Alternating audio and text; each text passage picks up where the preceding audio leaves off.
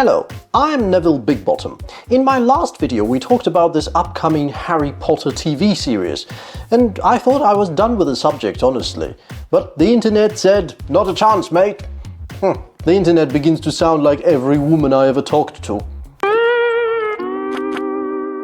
I was having a nice quiet evening at home, doing what all of us do, staring into my phone, hoping that the never-ending stream of meaningless content would distract me from the crippling depression that is a mandatory feature of our modern reality, when I came across this article.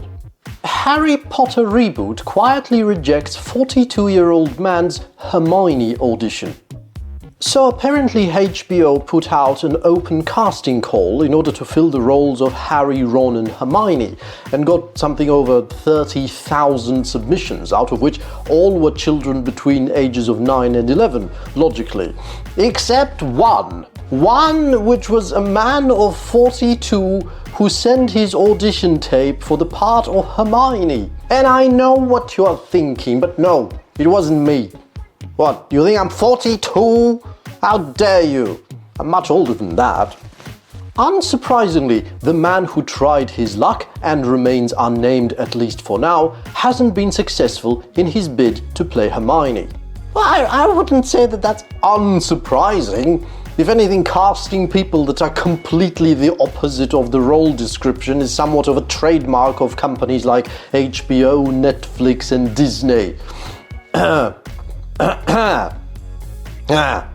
Put a like on this video if you support the real Snow White. Why would you reject him? He's perfect. Just imagine what could have been. I'm Ron Weasley. I'm Harry Potter. How do you do, fellow kids? I'm Hermione Granger. Honestly, many things that happen in the story would have made better sense.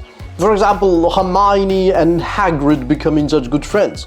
But, just two beer-loving middle-aged men bonding. Completely normal and much more logical than a giant beardy man having anything in common with an 11-year-old nerdy girl. Kind of weird, actually. And setting fire to Snape's rose would have a perfect excuse. Hermione just dropped his cigarette. Sorry, mate. Or a complete plot twist. Hermione wasn't actually petrified by a basilisk. He was just having his uncle nap and his back got stiff. Doesn't quite explain why he would get together with Victor Crumb. Unless... Why are you gay? I don't know, feels like a fair shot to me. I mean, they would have to change the name from Hermione to Himmione, but that's not a big deal. That's being done all the time these days. So I really don't know why they would reject him. He was probably white. I see how it works, HBO, I see how it works. You get to crush a 42-year-old man's dream of playing an 11-year-old girl just because the color of his skin? Shame on you. The article presents the official reasoning behind this unfair rejection as follows. Development of the show is said to be moving at a steady pace as HBO continues to try and be as faithful to the books as possible. Understandably, this means that casting agents have to make tough calls and turn down 42-year-old men for the role of Hermione. Let me just read that again. HBO continues to try to be as faithful to the books as possible.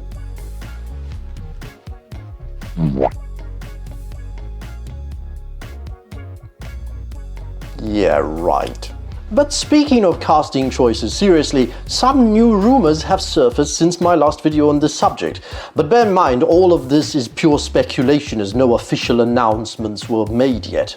Apparently the new Dumbledore will be played by John Lithgow, which, yeah, I can see that.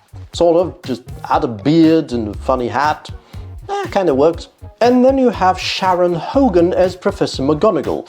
A bit of an interesting choice to cast an Irish actress to play a Scottish witch, but okay, I suppose, Scottish-Irish, all the same, non-English. And then there is Aunt Petunia, which to me it seems they have picked a perfect actress for. Davine Joy Randolph.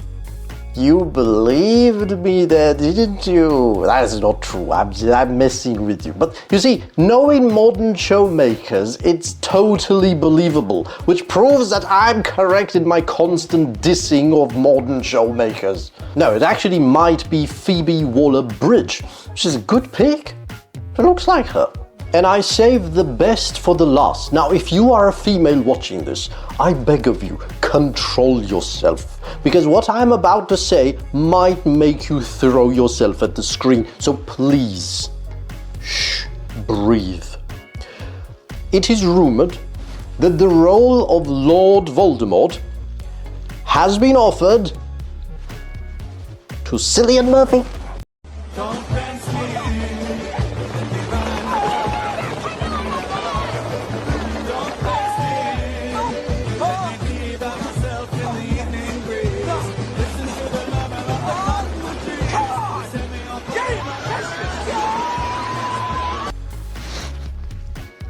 Are they gone? Alright, I'll come back. Now, Cillian Murphy to me sounds like a brilliant choice for the role of Voldemort, but just imagine the absolute hordes of Voldemort fangirls when the show comes out. It's going to be unbearable.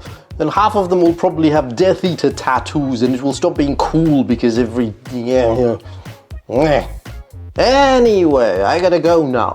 I gotta submit my audition for this show too. And you can guess in the comments which character I am auditioning for. And I will see you in the next one.